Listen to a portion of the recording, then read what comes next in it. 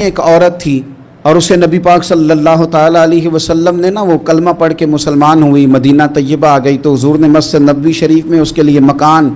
ایک سادہ سا کمرہ ساتھ مسجد کے بنوا دیا، وہیں رہنے لگی۔ اکثر وہ سیدہ طیبہ کے پاس آتی تو حضرت عائشہ صدیقہ رضی اللہ تعالیٰ عنہ فرماتی ہیں وہ بڑی باتیں سناتی اور آخر میں کہتی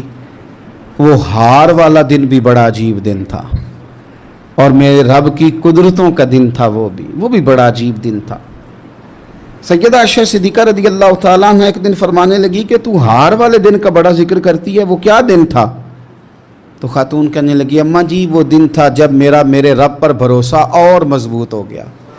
جس دن میرا اپنے رب پر توکل اور بڑھا، میرے ایمان میں یقین میں اور پختگی آئی۔ کہنے لگی میں ایک گھر کی کنیز تھی، نوکرانی تھی، اس گھر میں ایک بچی تھی جس کے پاس سونے چاندی ہیرے جواہرات کا ہار تھا، وہ بچی پہنتی تھی تو کہتی ہوں بچی کے اس نے اتار کے رکھا یا اس سے گرا وہ ہار تو چیل اسے اٹھا کے لے گئی گوشت سمجھ کے اور میرے سامنے اٹھا کے لے گئی۔ گھر والوں نے مجھ سے پوچھا، یہ بخاری میں موجود ہے، گھر والوں نے پوچھا مجھ سے کہ وہ ہار کہاں ہے تو میں نے کہا چیل اٹھا کے لے گئی۔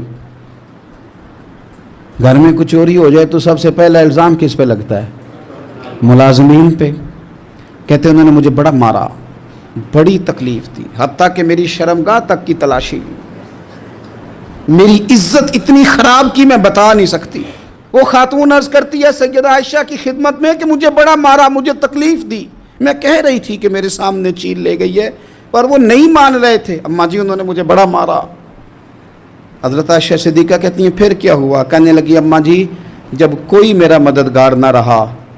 مجھے تکلیف دے رہے تھے، رسوا کر رہے تھے، تو میں نے اپنے رب سے مدد چاہی، میرے رب کی طرف میں نے توجہ کی، میں نے کہا مالک اب تو ہی میرا مددگار ہے۔ کہتی ہے وہ مجھے مار رہے تھے تو وہ چیل جو ہار لے گئی تھی وہی لے کے واپس آ گئی اور ہمارے سروں کے قریب لا کے اس نے جب اس ہار کو پھینکا وہ مجھے چھوڑ کے سائیڈ پہ ہوئے، وہ میری بے گناہی جان گئے، لیکن آپ کو بتاؤں اس دن سے میرا اپنے رب پر یقین اور بڑھ گیا۔ مجھے سمجھ آ گئی کہ جب انسان پورا ٹوٹ جاتا ہے اور جب کوئی چاروں جانب اس کا مددگار نہیں ہوتا تو رب تو ہوتا ہے نا، اللہ تو اس کا مددگار ہوتا ہے نا، وہ تو پھر اپنے اس بندے کی مدد کرتا ہے نا، پھر وہ تو توانائی دیتا ہے نا، وہ تنہا نہیں چھوڑتا، وہ تو آنسوؤں والوں کے آنسوؤں پہ بڑا کرم فرماتا ہے، وہ تو قسم پرسی میں آ جاتا ہے۔